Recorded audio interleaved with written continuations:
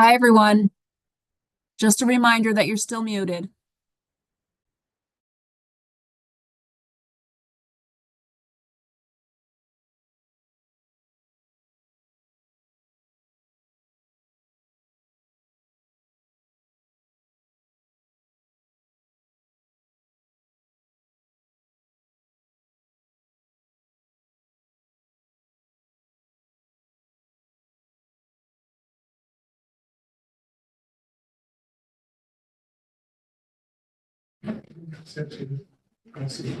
Yes.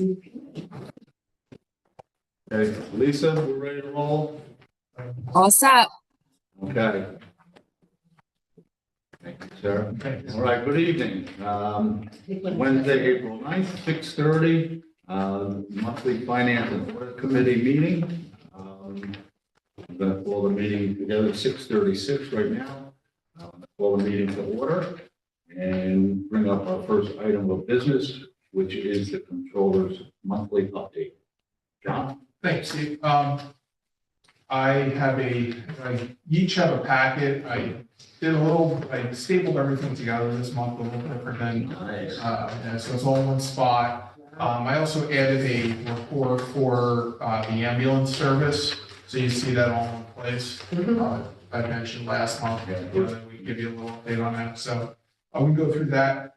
Through March, we're a quarter of the way through the year, believe it or not. We've spent just under 24% of the budget. Most lines are tracking pretty well compared to budget. We only have a $200,000 contingency, so have to keep a close eye on that. Some of the big ticket items, hospital medical, some pieces exceed budget, but just by a slight amount. Ambulance, we'll talk about separately here. Sales tax, you have a report for where we're at on a year-to-date basis. We're up just over 2% over prior years. So, what we're tracking towards is like the more historical norms of, the 2, 3, 4% increase year over year. So, but that's, it's positive news. Not a big influx. It is positive.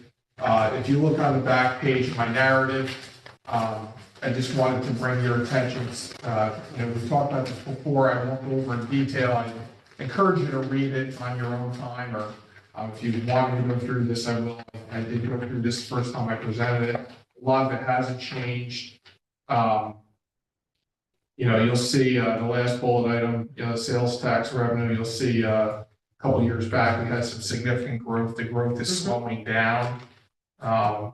I'm going to present our financial report for 24. That will be filed with State Controller later this month.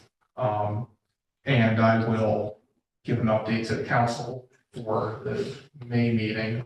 You'll have our internal numbers. I can tell you so far tentatively where we're at. We are going to see a good dip in the fund balance in terms of the unappropriated fund balance, which is going to put some stress on next year's budget. We can talk about that next month. The percentage of fund balance is well now within the policy limits. It's probably mid-policy at this point, but I'll have more exact figures when I present in May. Can I ask a question about the sales tax? Sure. Once the throughway rest stops get online, is that going to affect us in a positive way? Yeah, any additional sales will help. It's hard to, I don't know that it'll be detectable or on our end. We don't see the detail. But sure, we get a percentage of all sales tax collected in Ulster County. So if it's out in the town of Ulster Rest area, then that'll benefit us. So Facebook is not the place really to get information, but our county controller put something up about how down in February the numbers were already. For sales tax? Yeah. I didn't see what she put out there. For the month of January, we're up. I have not received notice of the February numbers yet. So, Okay. the county may have them a little in advance of what we see. the next check should be here within a week. So that, that helps a lot. And what is that period for? I call February. Okay, I call February. All these are, us in the county, we refer to certain collections as either January or February or March. We get checks at the same intervals every year, year over year, the schedule. In reality, none of these checks are for a strict particular month because they're for different, what they call EFT filers versus non-EFT filers, which is like paper versus non-paper, and for different like quarterly, annual, monthly, and they're all different collection periods. So I've seen that backup schedule. okay, So it's kind of a hodgepodge, but it's just the way the state groups their collections and their remittances to the county and how it filters down to us. But yeah, the next check, which was 1.6 million last year, we would refer to as one of our February checks. Yeah, 1,606,000 on the report. And it looks like, just looking at this spread, that there's the first check you get, there's one check that you get that's larger than the other, so the other is sort of a follow-up? I mean, like, just looking at. Yeah, so what they do is they give you an estimate, they pay you an estimated amount for that period. And then there is a, what they call a final cleanup check for that period. Oh, okay. Right, so, which, sometimes the first check is greater than the prior year and then the follow-up check is less. Yeah. So, sometimes they overshoot, but yeah. But all these checks, when you compare year over year, they are for the same period as the prior year and for the same filers. The same okay. like, That's good. they're directly comparable, okay? The next report in your packet, does anybody have any questions on the narrative? I figured we'd talk more about the 24 financials at the next meeting when I actually have, our solid internal numbers. I can tell you exactly where we are in terms of our books. Where that puts our fund balance, part of our calculation. Obviously, it has to get confirmed with the audit. We've known that for a while, but historically, there hasn't been much change from our figures to the audit numbers. We talk about, what that might mean for, our current state of affairs and budget that's going forward. So the next report, it just says year-to-date budget report. It says, you'll see the first line item under says annual fees. This is for the ambulance department in the budget. And the first three line items are revenues. The first item is essentially that's the lion's share of the revenue. This is all the fees that the city collects for ambulance. On a year-to-date basis, we're at 263,000 for March through March. That does not include services provided through March that have not been collected as of March 31st. So It's collected money. this is collected money so what's backed out of this number is approximately $200,000 of collections that were for 24. So we've collected over $460,000 of revenue in the first 3 months. Okay, but I should say, we've collected over 460, 260 is revenue this year, 200 of it was revenue for last year. But conceptually, at the end of the year, we'll have another couple $100,000 probably of accounts receivable related to ambulance. So, just quick down dirty math, if you take this 260, multiply it by 4 to get an annualized number, it puts you close to 1.1 million. Plus, there will be some accounts receivable at the end of the year for, monies that we collect in January and February of 26 that were for 25 services. So, we're relatively on target with ambulance revenue. I'll have a better idea as we get later in the year. Right now, I don't want to get ahead of myself and tell you that, things are rosy and, we're going to make budget, but, there's nothing alarming at this point. I can tell you, we continue to have ongoing meetings with our billing company. We continue to tweak and improve whatever processes we have in paperwork to facilitate collections through, from the insurance companies, et cetera. So, I see where our billable, our billing processes improve, which means more revenue coming in. Make sure the paperwork is fully completed and everything that the billing company needs to be able to bill. So, that's going well. In terms of the expenses, regular pay is, we're tracking well under budget right now. We're at 25% through the year. We're just at 17.8% of budget. They had some vacancies there. They didn't fill them, until mid first quarter. That's helping offset some of the pressure we're seeing in the overtime. See, overtime, we're at 96% right now. So, some of the new hires, they've had to go to training. They weren't available. I expect that between, sometime this month, next month, we'll start seeing the overtime numbers come down significantly, as they're now available for calls. It's going to take monitoring to see, how much does that fall off. I can't tell you quite yet, but, obviously right now we're tracking well above where we want to be. But I do expect, the biweekly overtime amount to drop a lot. We're still going to be over budget. We're still going to need budget transfers. At this point, we would be able to cover most of it from regular pay. At least where we're at now, it's just going to depend on how much we're tracking going forward. $100,000 overtime budget is about, 26 payroll. It's only like $4,000 payroll. So yeah, we'd have to bring it down a lot. So there's certainly going to be pressure in the payroll area with ambulance. Everything else looks fine. You can see overall the budget, we're only 12% spent for the year. That's the number in the bottom right corner. With the caveat that some of the major costs, the retirement, that line 5813 doesn't get billed till the end of the year, so you have to back that one out. So, on an overall basis, when you look at the line items, you see most items are under the 25%. We're doing pretty well.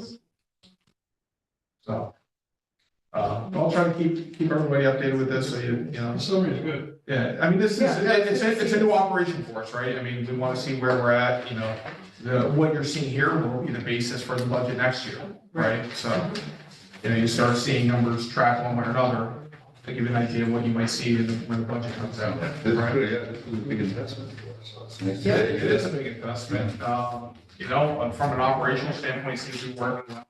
From a financial standpoint, we're getting a lot of positive feedback from our billing company. So, good. Good. Let me ask you, most of these things are pretty self-explanatory. What's a Kelly Day payback? Should I ask that? No, it's okay. I'll start out by saying it's contractual. It's for the police and for the fire. And Kelly Day is a unique term generally for fire. And I don't want to speak, but it's based upon their work schedule. It's not exactly 40 hours a week. And the compensation is what they call Kelly days. And you'll see this in other fire department contracts, not just the city of Kingston. So the city of Kingston, the firefighters get a allotment of Kelly time and they cash it out. Basically, it's just it's another form of payout for them. It's compensation for their work schedule, I think being over 40 hours on average over the course of the year. So, it's the only department that gets that. It's unique. Yeah, I don't remember hearing about that. Yeah, no, it's probably been around for decades, and it's been around as long as I've been here, and it's embedded in the contract, and probably most, presuming a lot of the contracts, I would say most, but very common in fire department contracts. Vacation payback is pretty self-explanatory. It's the firefighters have the ability to cash out a certain amount of vacation time per year. Supplemental pay, that 5104. That is what they call holiday pay, because they're firefighters. it's 365, right? They don't get, holidays off. So in lieu of holidays, they get what we call supplemental or holiday pay. A lot of people call that holiday pay, we call supplemental. And the rest are, these are all contractual, education incentive for, self-explanatory, the EMT differential, paramedic differential, and fitness incentive. I mean, those are all more minor items in terms of the budget. Any other questions? I don't wanna, I won't go line by line, but unless you want me to. Unless you want me to. Thank you. Sure. No, Yeah. yeah. Keep your hands down. And the last page is, I told you, I try to keep you updated, for time being on action enforcement and how that's going, so. Shame on the one person that parked on the sidewalk. Parking on sidewalk, yeah. The soul side, well, there's a cross, I sidewalk. guess they could do that again. That's not bad too. Yeah. I don't have, last month's numbers, how does this compare? I believe this was higher, yeah. We're, well, you're gonna see happening too, and we want to stay out a little bit later with a little more daylight now. Right. Try to focus on, safety violations, particularly after meter shutdown. It's so far, I mean, obviously if we're finding these types of violations out there, it's constructive, right? So, it's good to get your feedback too. I mean, this is something I think the council was, had asked about, and, the mayor is supportive of, so, Yeah, for the time being, I mean, this is what we're doing. yeah. Get much pushback. Staff actually, I passed by, one of our officers on the way in, Yeah. just now, so, yeah, that's feeling good. Yeah. Great. Of course, it's a no win here. We get complaints that people don't get ticketed, and if they do get ticketed, we hear about that too, so. Yeah, It's a no-win situation, That's the law, man. Yeah. That is the law. You get a lot of calls, from neighbors or business owners that, I got one this week. Oh, yeah. Do they, And it's often calling, asking for ticketing, right, or for us to patrol a certain area, or to look at a certain area. yeah, that kind of leads into my question. For the after hours, do they, without giving away Vinnie's route, so they adjust their parking jobs. Do they kind of stick to the same after hours route, or do they go out in different parts of the city one day and then a different part of the city? I generally leave it to Vinny, to, start using names, but to our parking supervisor's discretion. They're mixing up which days they go out. I get a schedule. They give me I have an idea of what, until the meters are, while the meters are in operation, they're generally hitting the metered areas. Looking for safety violations while they're out. They're, doing like a mix after the meters are off. They're focusing safety violations. I would expect the safety violations are going to take them on a pretty good cross section of the city. Yeah. Yeah. Right. During normal business hours, they typically stick to the metered areas, unless they get complaints. And sometimes, those complaints turn into cooperation with KPD, depending on the nature of, what they're asked to go look at. And are these numbers just parking enforcement numbers, or does this also include KPD issuing a parking ticket? This is our staff writing, this would be what our staff did during those times. Okay, But I mean, in general, our parking violations numbers would include what KPD is writing. This is only for the overtime? This is just for like the extra hours that, we scheduled extra hours. Right, so there's more each month. Oh, yeah. Oh, I was surprised that it was the, that makes sense. Yeah. This is just a snippet of, what additional, these officers, right? I mean, because this is, what are they doing these extra hours? We'll want to monitor how effective is it for when they go out. Are they finding violations or are they not after hours? And we're finding that they are. So this is kind of a, more of a tool for the council to look at and say, okay, well, you've added overtime to the budget, and you've had inquiries and from your constituents on safety issues. Are we finding those issues? Are my officers, are they out there doing what, you thought, they'd be able to find out there? And we are finding a number of safety issues out there, and meters aren't in compliance after hours, so. Right, this doesn't take into account speeding. No, right, so none of that would be, that all goes through, the city court, which we don't get breakdowns of, but, we get a monthly check from the court. And since they've, I'm sorry, you have your numbers. Since they've started really enforcing, in the last couple of months, have you seen an increase in the check amounts that come in from the courts in terms of speeding tickets? I think it's too early near to really Too early, see that, okay. yeah. I can say, when I've run city court, there's been a uptick in stuff related to the speed change and just in general, our increased patrols. Oh, okay.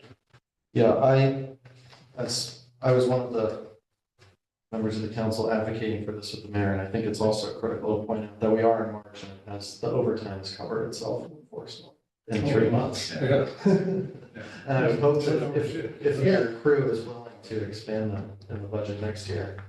I will see diminishing returns over time, but Hopefully. it's continuing. It's going to be optimistic that people will learn their lesson, but I think it is really a success. Yeah. Yeah. Agree. learn the lesson, they move the fees up.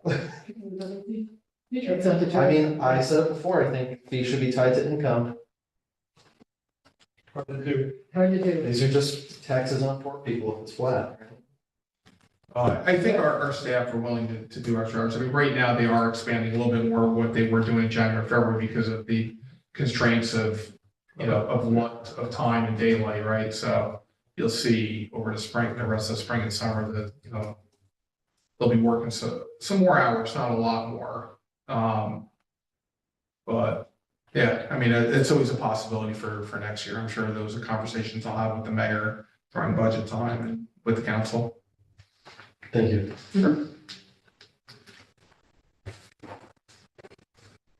Are we done with that?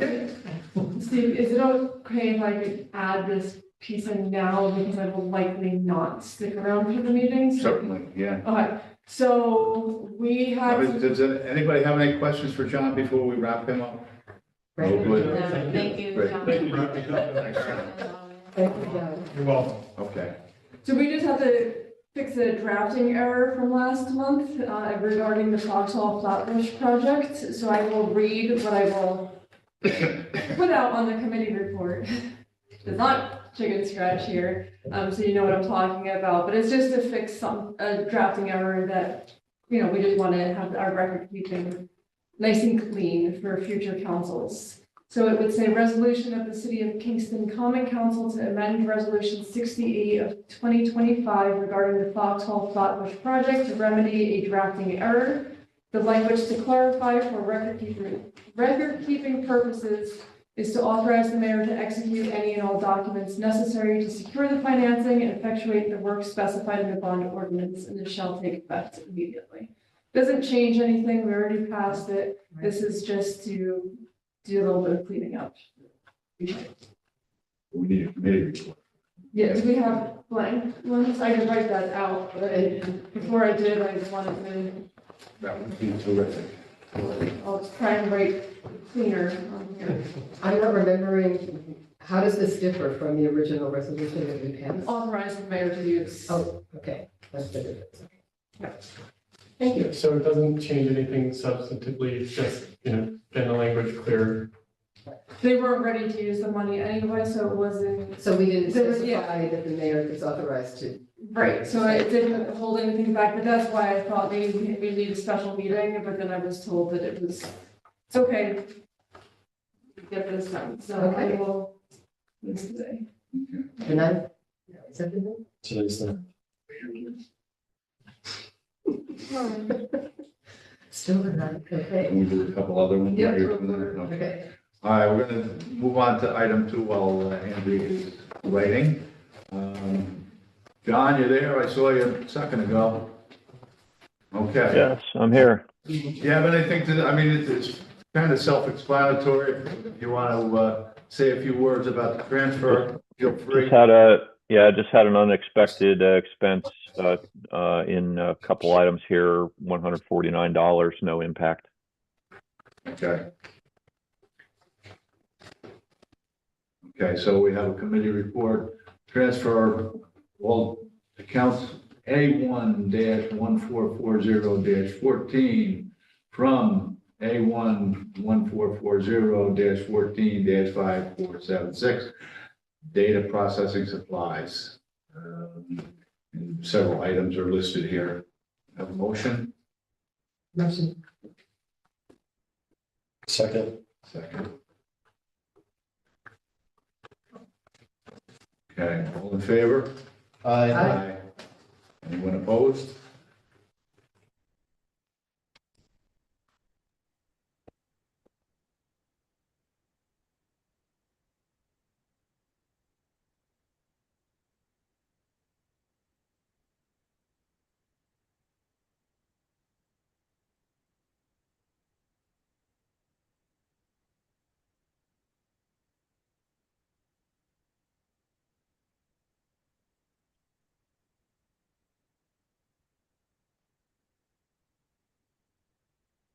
Let me know when you're ready, Andrea. Yeah, once you All right. we'll be ready. We do item number 3, which is a budget transfer from Steve Knox. Steve is not here, right? I know, I'm not gonna get.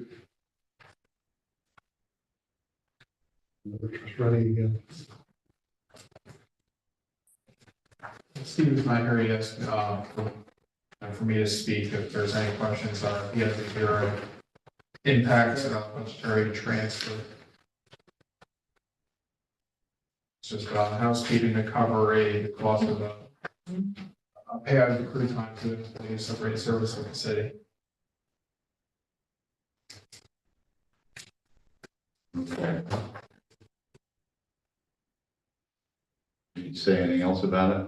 No, I think I covered it. Yeah, it's straightforward. Yeah, it's Okay. for a minor amount of money.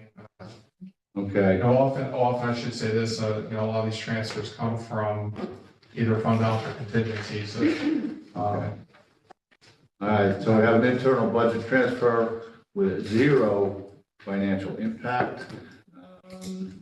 $1,460.47 from A1362011-5101 to A1362011-5015 retirement accumulation.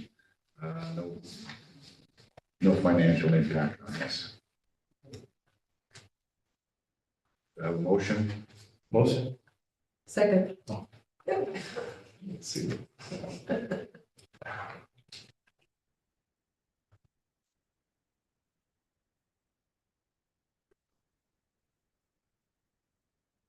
Okay, all in favor? Aye. Anyone opposed?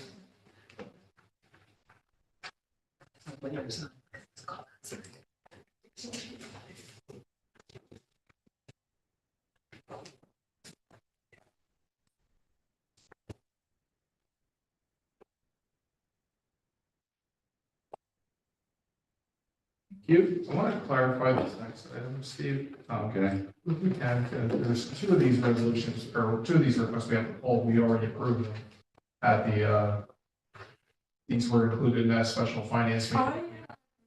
Applications for actually had 6 of these, and I were going to together, and yeah, Yes, so. so 2 of these, the internal transfer of 96, or 66,916 was covered, as was the transfer for, the sewer transfer for 17,956. The only one of the 3 that we need to take action on is the request for the 22,563, to allow his department, DPW, to spend, funds that the city received from insurance recoveries.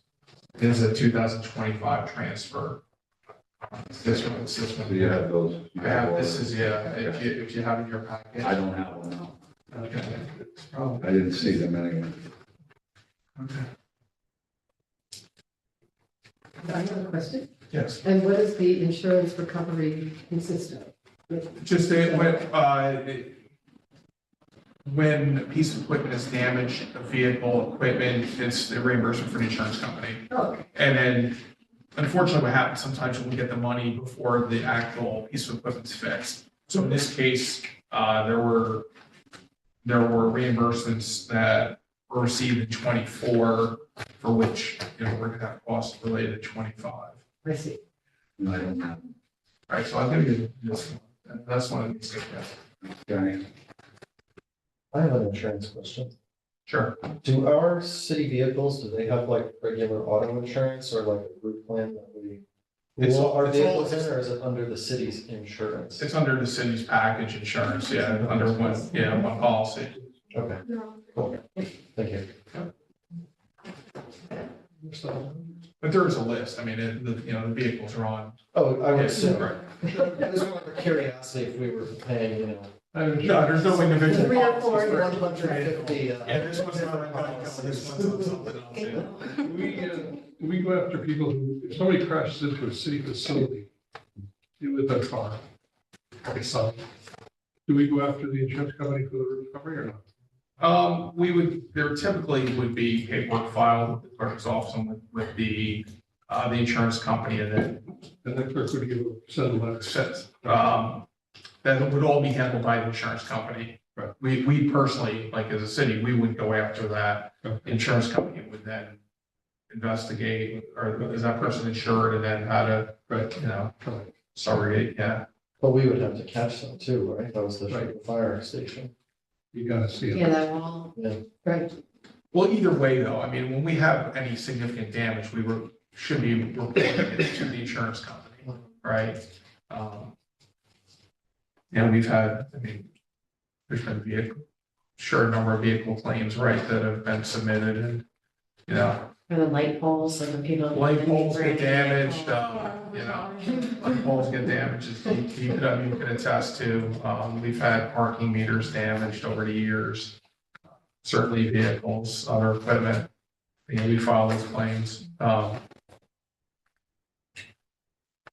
Okay. Okay. Cool. All right, we have a committee report for Public Works. General Fund internal transfer of $22,563. Transfer to come from 2024 insurance recovery funds surplus into various 2025 operating accounts. Motion? Motion. Second. Okay, all in favor? Aye. Anyone opposed?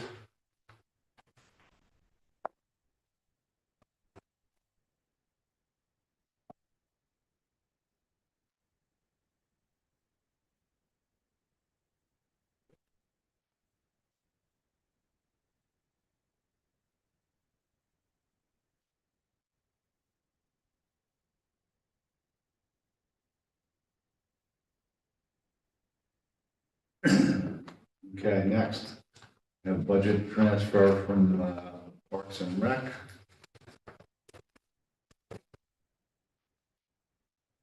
You want to say anything about that, John?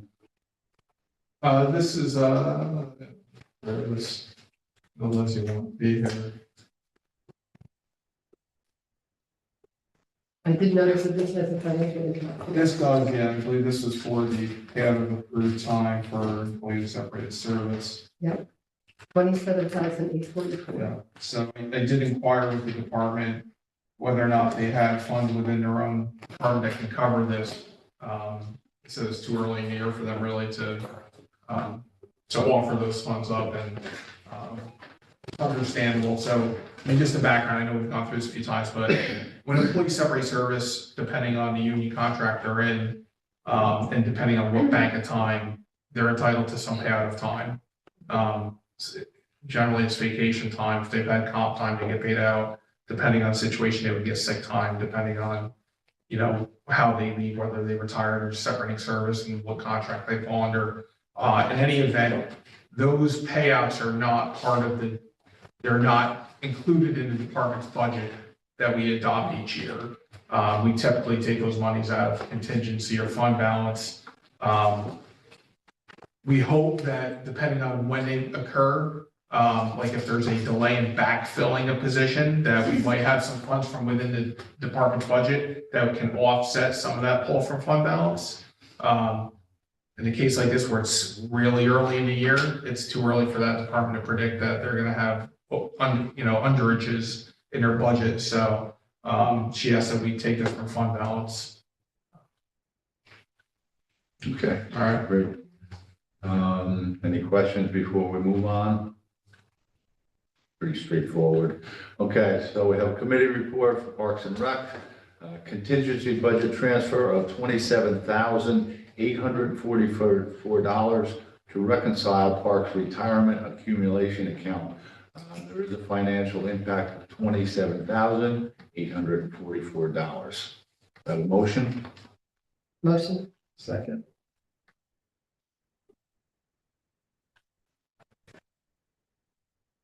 Any questions? All in favor? Aye. Anyone opposed?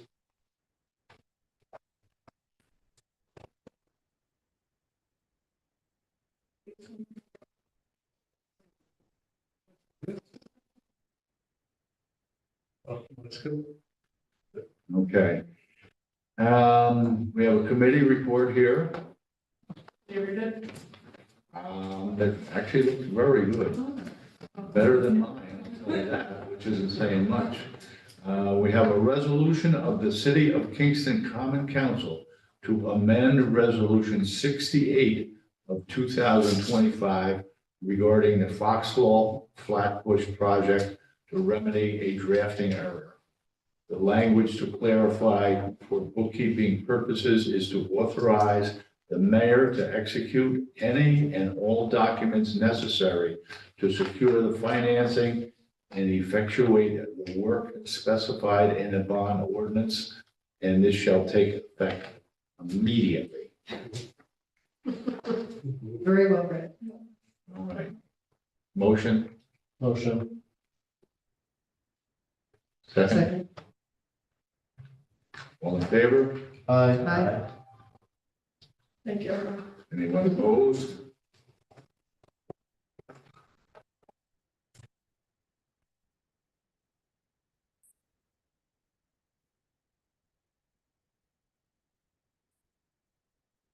Thanks, Andrea.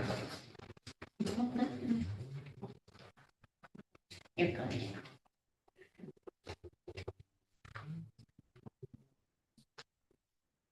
Okay, moving down to item 6. Bartek, you're there. I see your name there. I see your name up there. I see your face now. What do you have for us? Okay. So back in 2023, I worked with the Common Council for a significant period of time to pass our first ever disposition policy, which governs how we dispose of surplus property. And for better or for worse, we have to change it. And the reason why we have to change it is to comply with a Tyler v. Hennepin Supreme Court ruling and subsequent changes that were made to New York State law last spring.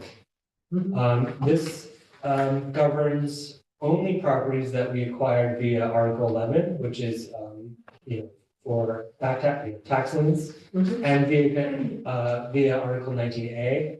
So those we acquire via abandonment proceedings.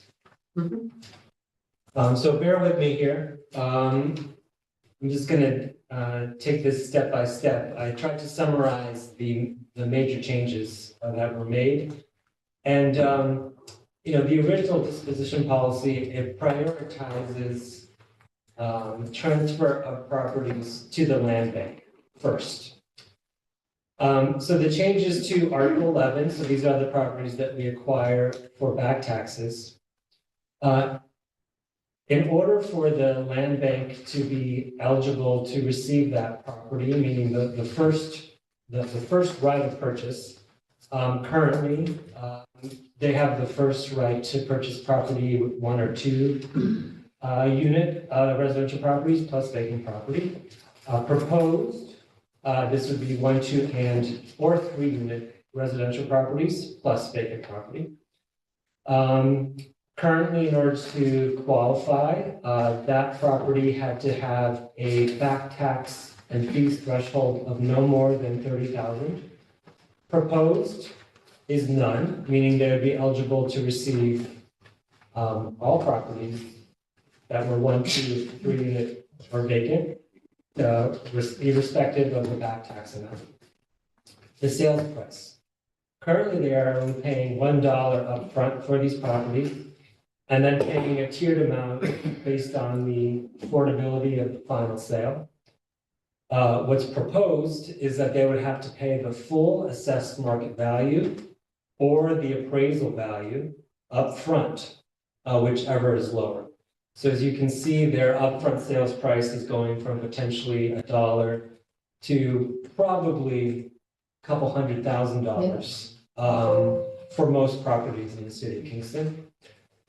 And then for all other properties, and plus those that the land bank does not accept, currently that's an RFP process, then auction if the RFP fails. What's proposed is that RFP, which would be optional, or auction, basically. So It would be decided considering the specific. exactly, right. Considering the specifics of the property and, you know, what some of the goals that the city might have for that property. Yeah. Can I ask a Yes. question? Yeah. So the full assessed market value, is that something that's required by the state law or is That's right. interesting? And that's what came out of the. Exactly. Right, Yes. The legal. Yes, so we basically cannot discount the property to the land bank. Now, I see. we could, but we potentially, you know, there's There's a some risk. risk there for the city. Mhm. I have my law review article on how to be having. Anybody wants to Yes. read a really wonky 40-page paper So I'd be curious actually. on how it affects the housing crisis, but Yeah. sorry. Would the property have to have a new appraisal done? Or- Yes, so the property would have to have an appraisal done. You know, the city doesn't do any appraisals for properties it acquires. So in the disposition policy, and the appraisal is basically at the land bank's option, and they would have to cover the cost. Okay. Yep. I'd be interested in that. Yeah. So Um, that's a significant upfront cost. That's a big gonna- difference. Big difference. Yes, so, you know, the land bank will still have the ability to review each property, Mhm. and based on its funding, make a decision. But of course, given the costs, it does constrain its options significantly. Right. It also makes it more difficult to make it a real. Yeah. Mm-hmm. Yeah. So, I'd say these changes are driven by state. Right, we would not be making these changes otherwise, if we're not for the state. So I have a question about the optional RFP. Now, who would make that decision about whether the RFP is issued or not? It's not outlined in the disposition policy. It just says the city may conduct an RFP. You know, for the RFP process is particularly time intensive Right, because of the process it requires. And keep in mind that any respondent to the RFP, similarly to the land bank, still has to pay the full assessed market value on the appraisal. Right, and so I would imagine that if there's a commercial property where we think a lot of housing could go into it, like a, you know, significant amount of housing, where the city would want some discretion on choosing the buyer, we would do an RFP. I see. But otherwise, if it's a single family home, it might not be worth the effort of the RFP process. The auction process would be the least risky Yes, option to do. So it's good to have that kind of as, you know, if we don't think we're gonna, if we think we're going to have more harm than good from it, to be able to just automatically go to the auctions with the RFP. What, Smart. What if the auction comes in less than designed? or what if the land bank passes on it and bids at the auction? So I could, They could. so the auction price could be significantly less than the assessed value Yeah. for the appraised value. Potentially. Okay. Yeah, the way that the state law was written, it really pushes municipalities towards auction. However, it does say that if we do not receive, if we hold two public auctions, and at neither auction do we get a bid for that property Okay, at the back tax amount, only then could we transfer it to the For whatever. for whatever amount we choose. and is that also in this disposition policy? It's not, but that would happen because it's state law. That's what we would do if we fail to receive bids at an auction. Mhm. I highly doubt that would ever happen. Right, I mean, what are how many auctions in the past have failed to get a bid? None, right? It has to be The two. better question is how many auctions have resulted in our taking the property back? The city, You know, you said, which is more of my fear, we don't want to auction it and get it back 2 years later after somebody's been unable to do anything with it. Right, I see. how's that, do we know about that? I'm not sure. So this feels, somewhat frustrating in that I feel like we are back to where we used to be with properties prior to the land bank and with the council, being in charge of the disposition, either selling or auctioning them. But I wanted to talk about the RFP process and the review committee process. And potentially, bring the review committee to be actually the finance committee. Given that in the end, we have to approve anyway.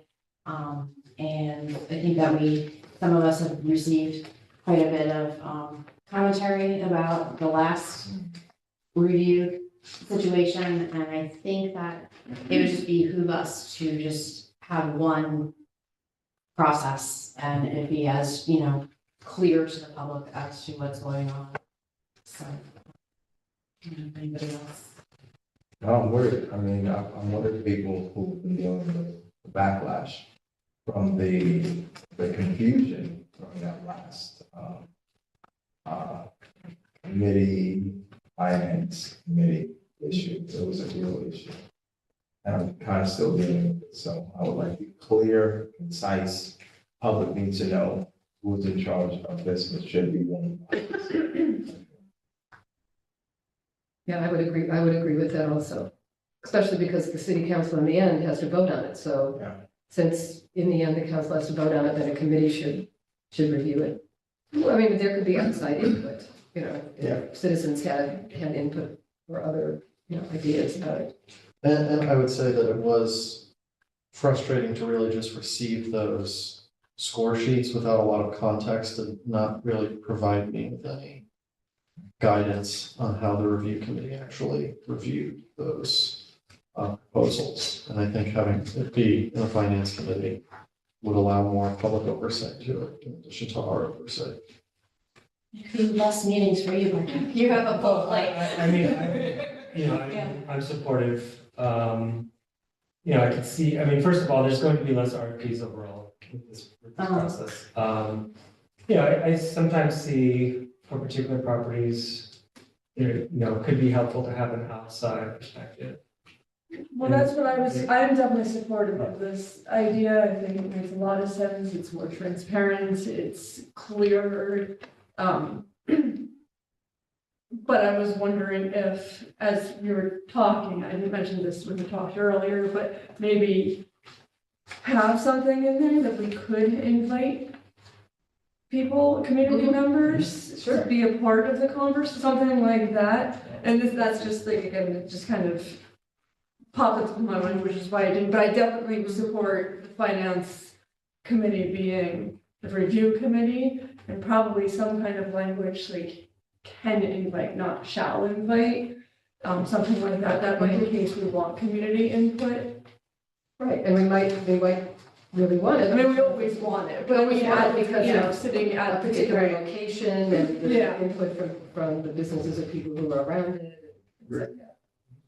Well, we could always open up that specific finance committee meeting to public comment. There's really nothing stopping the chair from doing that. Yeah, Or but require it's, a public hearing before we vote on it. I still would rather have something in the language because it's not typical that we open up public comment. And I also think public comment is different than public participation. And if it's something that we're inviting them to sit at the table versus something that we're just inviting them to talk to us about, I think that's very different. And also I just, Yeah, I would like, agree. I think it's just better to have it in there instead of saying, yeah, well, we could do this, which we could, you're right. But I would just rather, if we're in support of this, to have it written down someplace. So if we're gonna do that, that would mean we would need to change this disposition policy. Right now, It's just like a sentence in there. just a sentence, right, because it Goes says, about. it talks about an Yeah. evaluation committee, Yeah. so we would get rid of that. That's right. Right now it says that at least one member of the finance committee shall be on the committee, Mhm. so I would just make the changes as discussed. Okay. Yep. I'm fine with that. Okay, good. Yeah, I would support that. I have one more slide. We'll get other stuff. We'll get Can you other stuff. share the slides with the rest of the council? Yep. And then this is 19A, so these are properties that we acquired via abandonment proceedings. I should note that we have never acquired a property via abandonment proceedings, but we probably will soon. I would think so. As some of you in this room are aware. And here, we have a lot more flexibility. And so I'm just going to briefly go through the changes. So currently, land bank is eligible for 1 or 2 unit residential properties and vacant property. Proposed is 1, 2, 3 residential units and vacant property. The back taxes threshold is currently $30,000. The proposed is $120,000. So meaning if it's under that amount, the land bank would have the first right of purchase. Okay, The sales price, currently, as before, it's $1 upfront. What's proposed, this is a tiered amount, based on the final sales price. Excuse me, based on the back taxes amount, I should say. So, if the land bank is planning on selling the property for 80% AMI or lower, they would have to pay 10% of the back tax. Bart, can I just make, I believe that, correct me if I'm wrong, that on that slide sales price under proposed, that's whichever is greater, not lower. Because I think, and that's how the policy reads it, we have here. Whichever is greater. Right, The whatever's in the policy. Yeah, okay, I just want to clarify, got it. So that would guarantee a minimum of $7,000. That's right. Okay. okay. So again, here we're trying to strike a balance between the land bank's ability to purchase the property and develop affordable housing and the city's finances. Mhm. Okay, that's that balance that we are trying to strike again. Same here for all other properties and those not accepted by the land bank. The RFP is optional or auctions would be the final step. Question for John. For abandoned properties, do we pay the school tax and the county tax? Do we pay the school tax or the county tax? For example, foreclosed property, we do. No one's not paying their taxes. But in this case, It's probably more of a Dan Baker question. If if the city owns it and it's on a tax roll, we get a tax bill, we have to pay it. but abandoned, who knows owns it, right? That's probably a better question for Dan. If you had like a list of those properties, I believe, I don't want to comment. I have a feeling or thought on that, but I'll let Dan.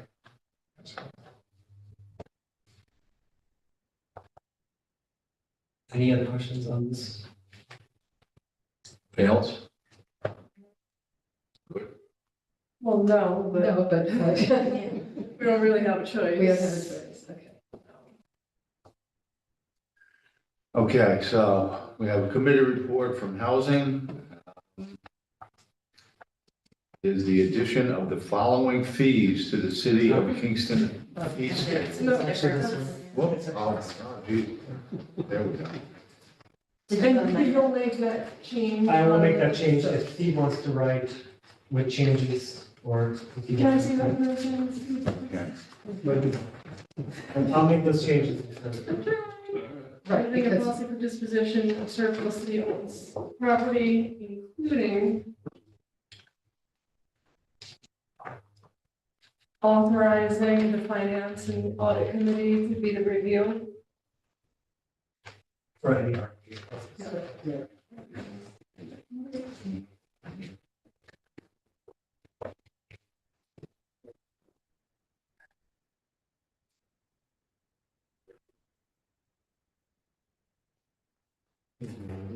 So we'll see a changed version of this. tomorrow. Oh, come on. Yes. Or, That's pretty soon. And you can send us all the slides. And if we see any additional changes that we want to make, we would just communicate, or something that's missing or whatever, we would just communicate that. with you. yeah, I mean, it might, if this were to pass next month, it might require 4 amendments, but feel free to send me any questions. Okay, Yeah. yeah, right. How's the land bank thinking about this? They support it. I mean, their hands are tied, unfortunately.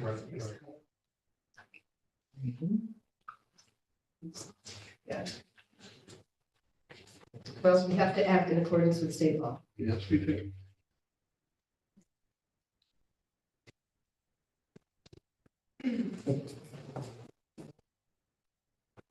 Here we go. Now, we have a committee report from housing. Resolution of the Common Council of the City of Kingston, New York, editing a policy for disposition of surplus city-owned property, including the Finance and Audit Committee to be the review committee for any RFP process, and allowing the committee to invite community members to join during the process. Have a motion? Motion. Second,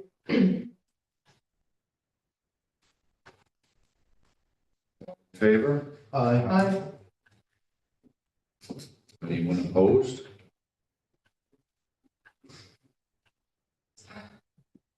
did you say aye?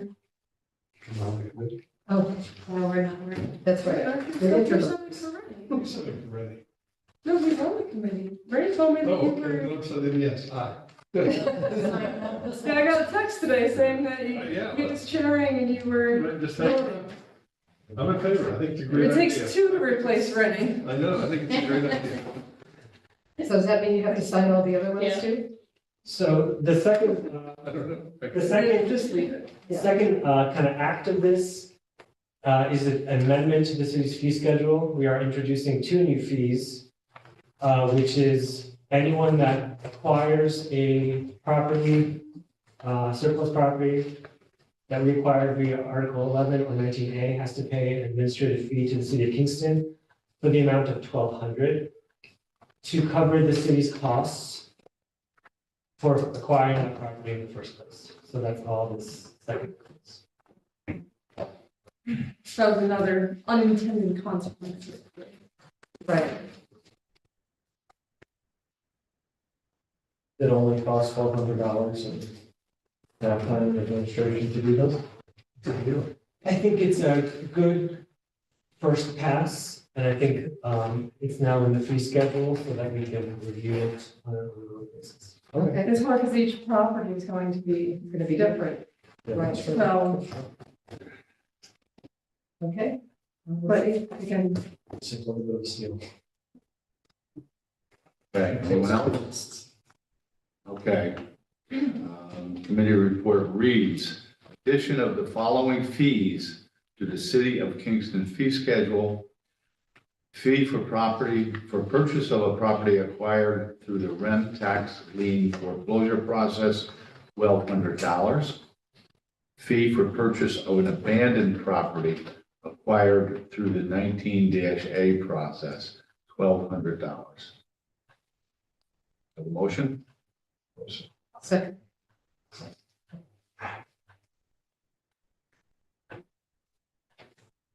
All in favor?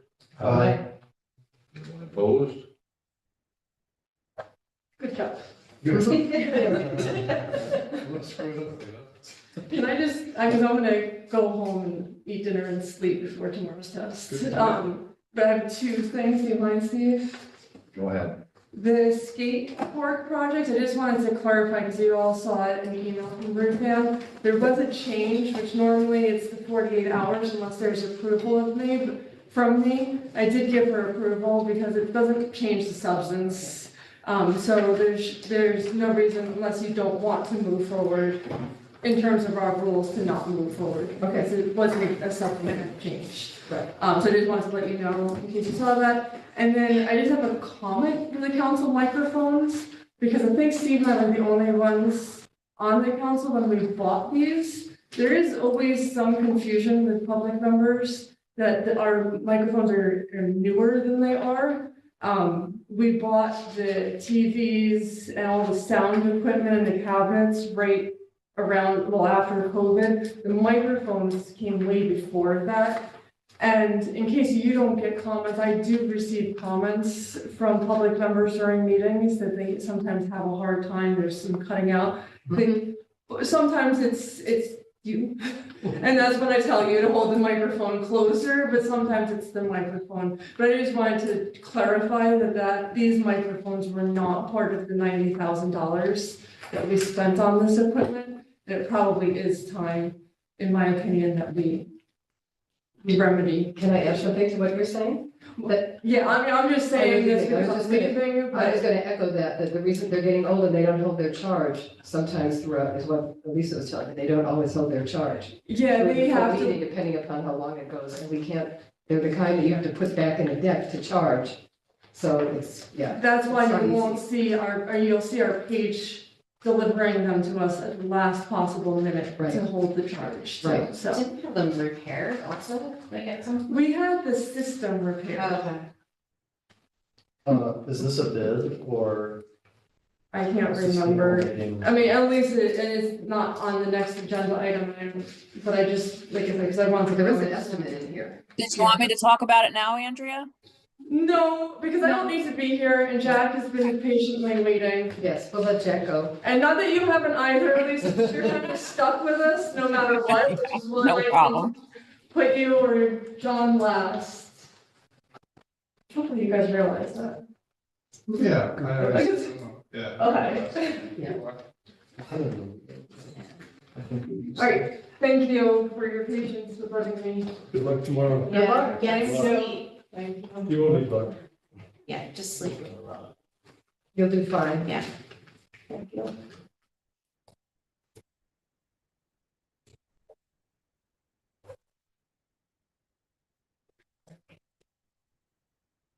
Okay.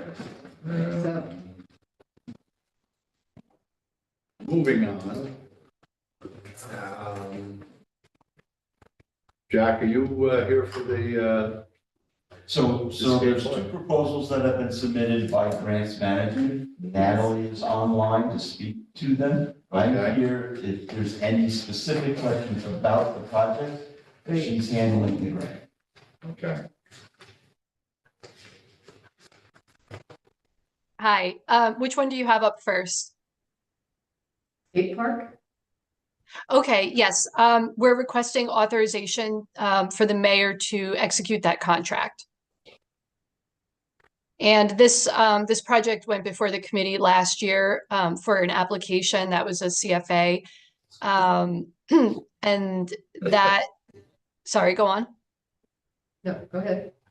I was just going to say that that project you're already aware of that will be put in Hasbrook Park, and yeah, we won the award, so we just need a very specific authorization, or sorry, a very specific resolution to accept the award. So that's what is before you now. Okay, Michelle. What is the timeline looking at for like the design and then construction? I'll let Jack speak to that. The process that we are anticipating is that we will go out with an RFP for professional services to design and work with a PAC. I have received a lot of communications from the public that want to be involved with the design process. So we will go through a design process, and then once we have a design, then we will go out with an RFP to construct the park. I am anticipating that construction will not be until 2026. All those kids that run in the skate park will be able to grow up. Now, this grant is both for the design and construction, is that correct? And the match that's required, would that be required when it's constructed in 2026? So presumably the match required now is not coming out of fund balance this year. Correct. Okay. Question, Jack. I know this really is outside of the topic of the grant here, but is the skate park, is it going to be just during regular park hours? Or do you envision keeping it open a little bit later for kids to get there? It would be on Hasbrook Park, so therefore it would follow Hasbrook Park hours. Okay. Okay. Okay. Good. Any other questions? Well, the park, is it gated? Yes, Locked and open? yeah, there is a gate there at the end of the street that gets closed at night. Okay, the lock. Yeah, And the entrance. will the park is, that's going to be enclosed, right? Oh, we don't know that. It will all depend on that design Because process. that, if it's enclosed, that would be a separate gate, not just the car gate. Kids can just walk through the car gate. That would be through the design process, whether it becomes an enclosed, individually enclosed entity, or whether it becomes an open part of the park. Okay. Maybe I'm overthinking this, but nice to be prepared. I don't know if Jack's gonna take up skateboarding. Somebody's gotta test it, you know. Will it be lit? We don't know that yet. It's all gonna be part of the design process. Okay. Is it gonna be louder than pickleball? No. Okay, any other questions? No?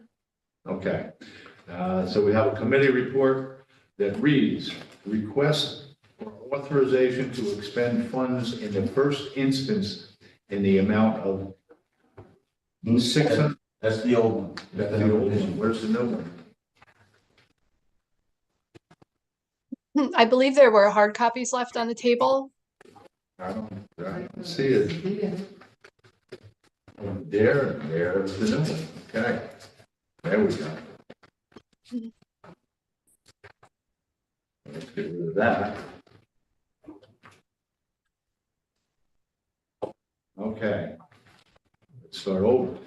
Request for authorization to accept grant funds from New York State OPRHP EFP for the design and construction of a skate park and to execute the grant contract and any related documents.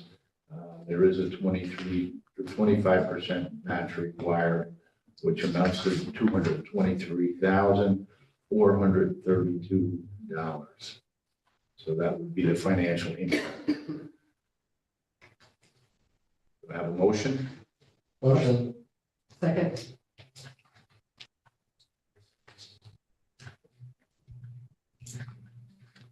And that, just a quick question, that match comes out of fund balance, right?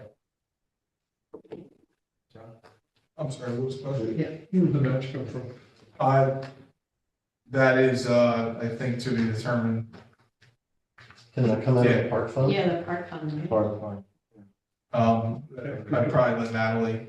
In-kind donation, force account, and other grants. Okay, so it can be in kind, so That's great. it's not gonna be all cash. And it's not going to be used until next year, right? Or you'll be tracking hours of volunteer, right? If we're to be if there were anything to come from bonding, it, bond orders would have to be presented to the council in advance. Be coming back if I have to. Okay.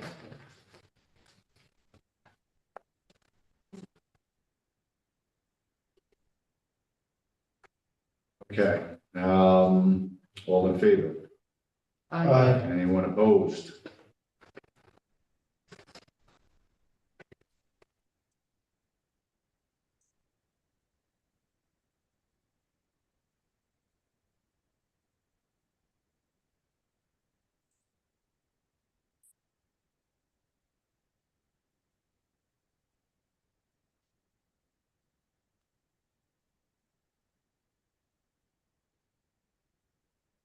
Okay. And item number 8, the Forsyth Park Barn Reconstruction Project. Yes, yeah, I can't actually really speak much to this project. I'm not really familiar with it. So maybe Jack can take over from here. Okay, this is a neat project that we have at Forsyth. The old barn that's there, the need is to add 2 bathrooms that'll be accessible to the nature center. So the thought process here is to reconstruct the barn and include 2 bathrooms in the end of the barn that would be public access from the nature center. Julie was originally the originator of this project, and she went through the processes of applying to the ZBGA for the grants. She has received a grant of $100,000.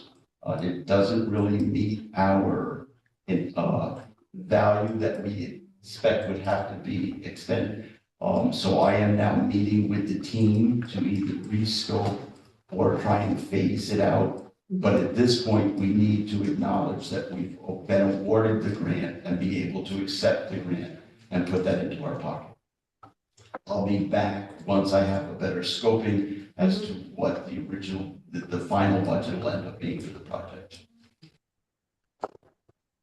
Do we need a new barn or do we just, okay, Yes. what condition? So right now, the scope is to demolish the existing barn, recontour and level the property so that it better adjoins to the nature center, pour a slab, build a new barn, and put 2 bathrooms in it. We have a barn raising and just get the community.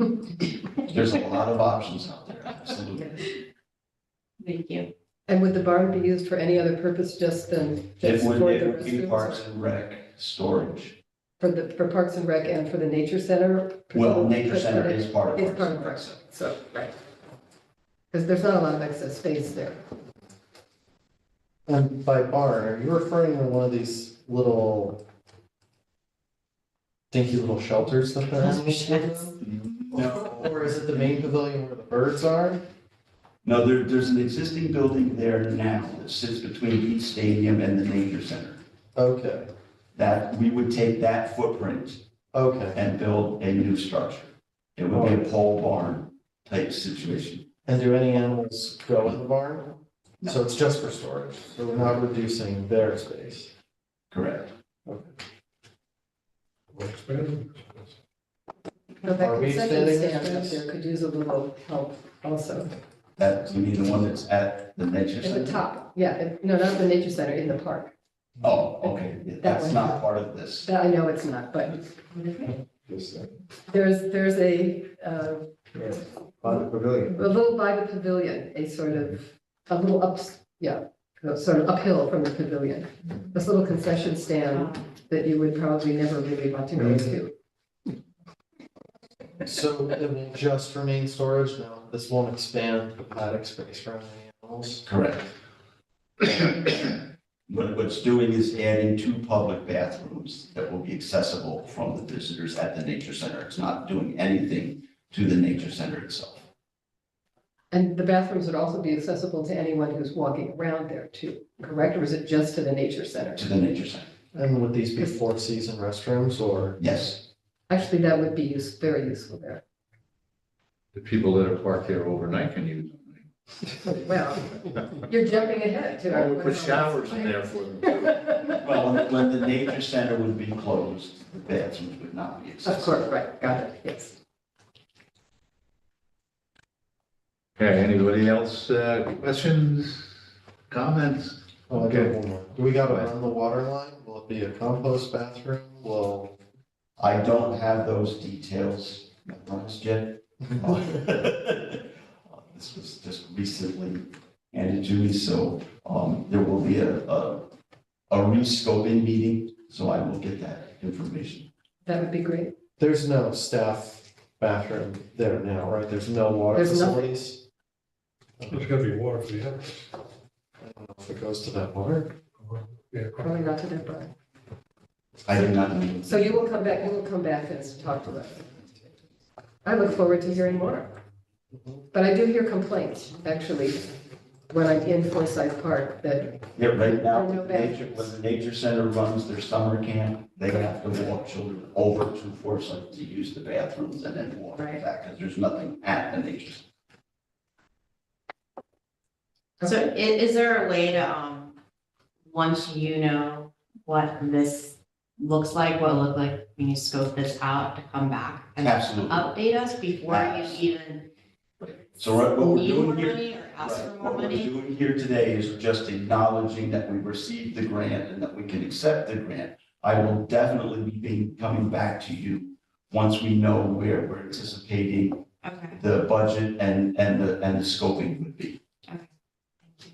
so if we do not accept this, then we just are turning away $100,000, which we really don't want to do. But we also don't want a barn that costs $500,000. No, we don't. Yeah, And this is what you are going to work on. thank you. Yes.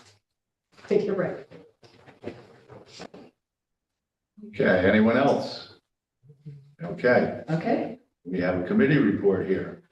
Request for authorization to execute an agreement and any and all related documents with the New York State Office of Parks, Recreation, and Historic Preservation, and expend funds in the first instance in the amount of $100,000 for the Forsyth Bath reconstruction with restrooms project. No matching requirement, so there is a zero financial impact with this. We like that. Yeah. Okay. We We have a shall see. motion? Second. Okay. All in favor? Anyone opposed? Good deal. Thank you very much. Thanks, Jack. Thank you. Thank you for being here. Thank you. Projects you have. I'm gonna be busy. You are. Good evening. You too. Good night. Good night.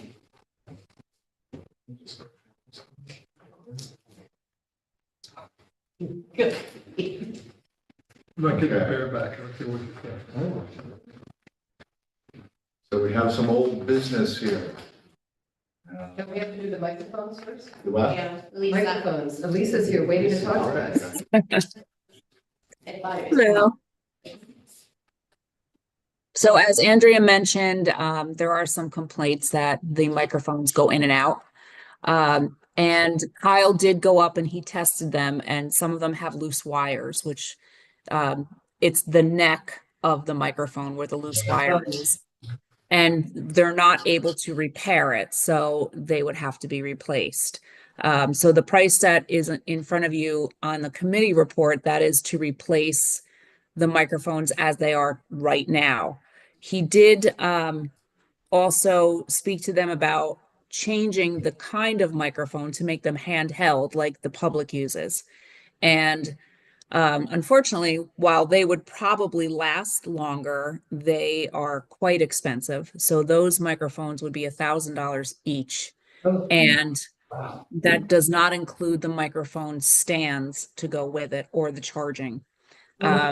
So the one that I have proposed in front of you is significantly cheaper. And he also mentioned that because the sound would be magnified, the company would have to come and adjust the system. So we're looking at, to have the other kind of microphone, we're looking at roughly $12,000 as opposed to $3,885.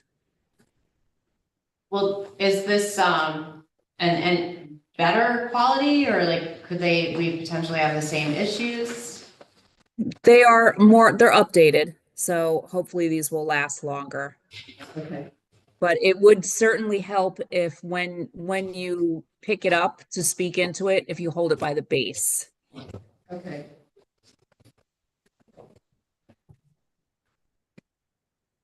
Did they, would they be able to pick us up if we left it on the table when we stand to speak? We calibrated ours in the county to be able to do that. We actually Velcro to the table. That's a And good question for Kyle. So I'm not really sure.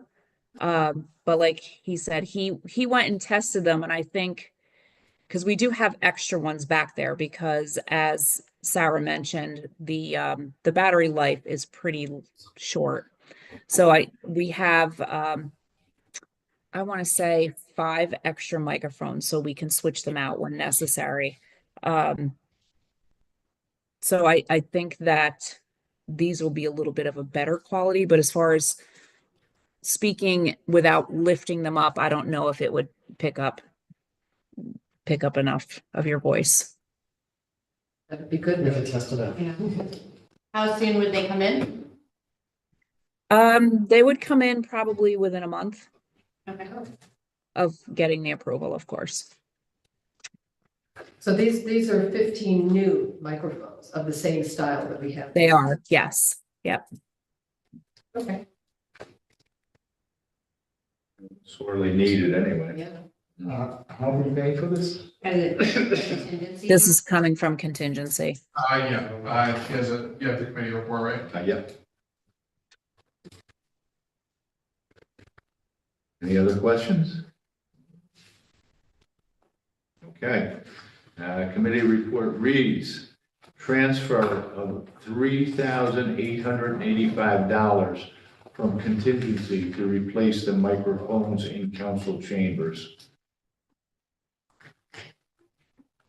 Are you looking for a motion? I am, well, unless anybody wants to hear the numbers of the contingency accounts. I will provide you with a motion. Okay. So I think we got the gist of it. So, Yes. motion? Yeah. Second? All in favor? Aye. Anyone opposed? I do have another question. At least, what happens with the old microphone? Do we sell it, put it on eBay? What happens?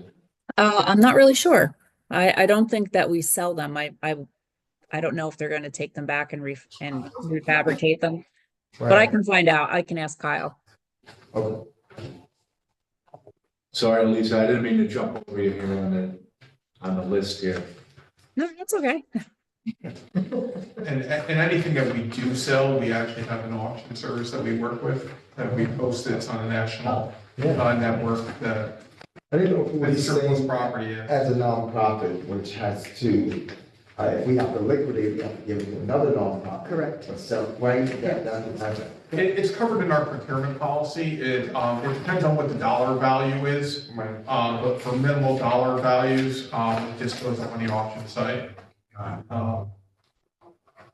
Yeah, it's like a lot of the older vehicles, different materials from like DPW, fire department, they get listed on the auction site. Where's the funds go?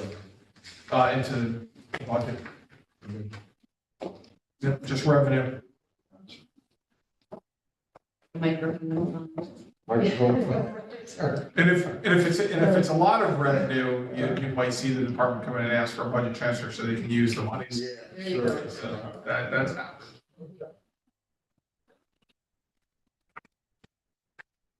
Okay, Thank you, Lisa. Thank Thank you. you. thank you. Thank you.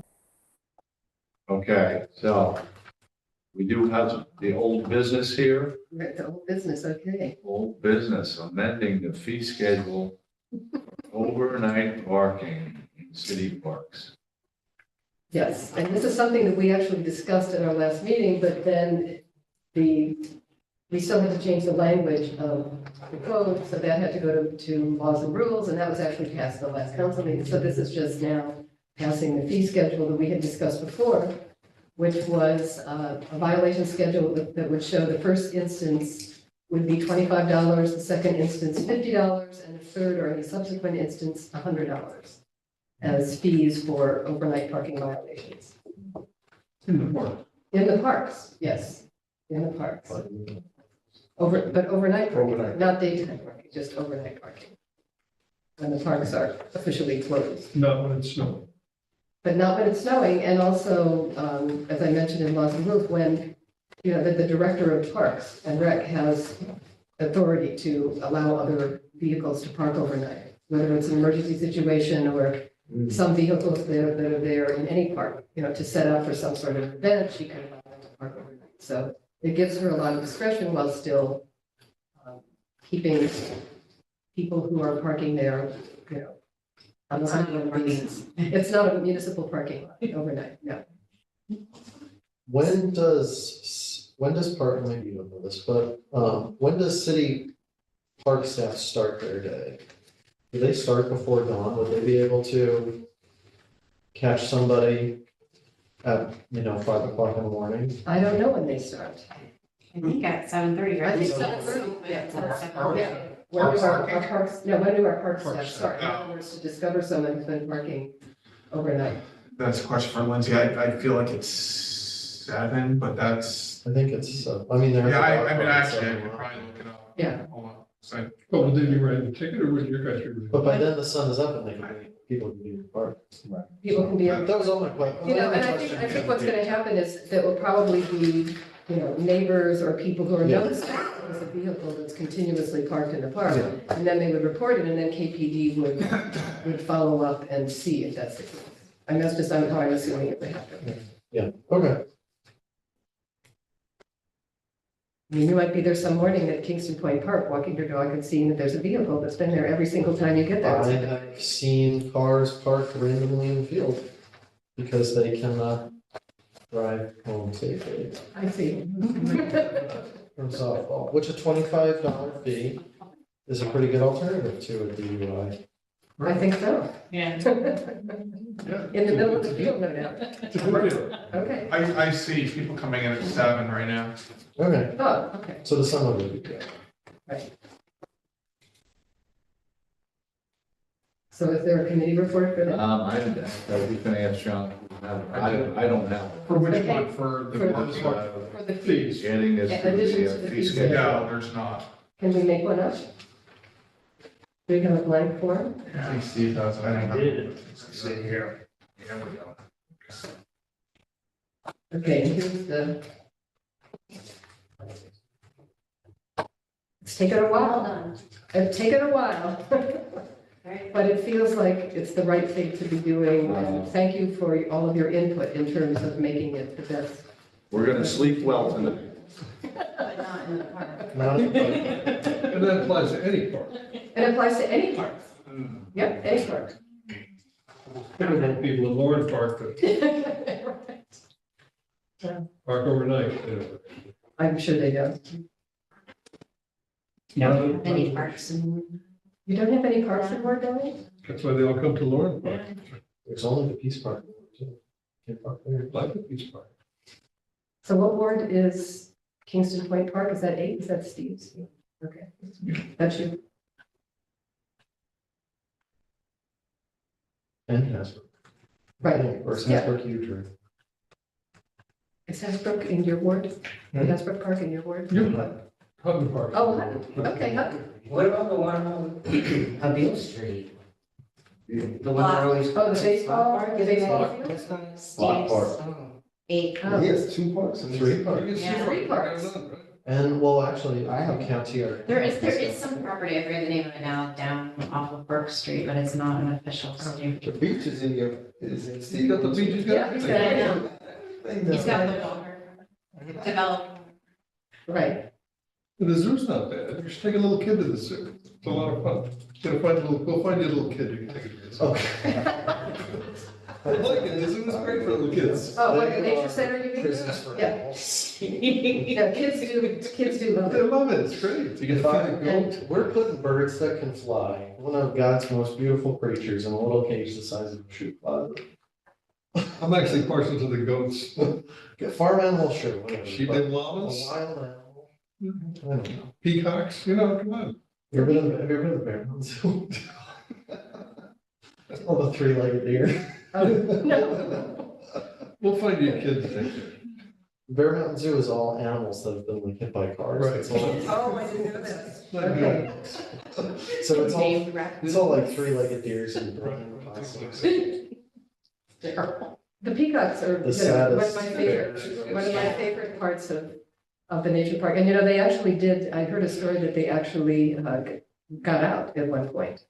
Because That was pretty somebody recent. broke in, yeah, somebody broke in. And they all came back. And so when the staff came in. Stockholm syndrome. Right. Some guy comes and feeds you, how bad is that? Yeah, exactly. Yeah, they were all there at feeding, they're all there at feeding time. Okay, let's get in, we want to get fed. I don't know. Yeah, once they get enough. I think the cow is still probably one of the more fast than anything else up to this day. I know, I It have to was the say, state of that cow. I'm glad the cow went away. And the bear. I miss the bear. I missed the bear, yeah, I missed that too.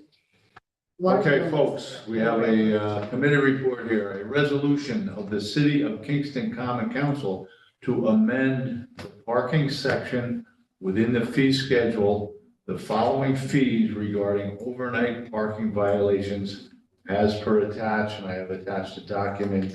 It says first instance 25, second instance 50, third or any subsequent instance $100. Do I have a motion? Second. Oh, you're not gonna let Sarah do that. No, that's all right, I'm happy to have my colleagues do that. Support. That's why she knows that you all always. That's right. All in favor? Aye. Anyone opposed to this? No, let Sarah see you, raise your hand for that.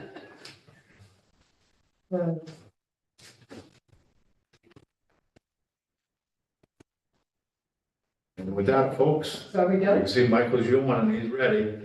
He's ready to make a motion here. I'll make a motion. Okay.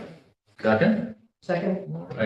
All right, thank you, folks. Thank you, thank you Steve, for Thanks, chairing this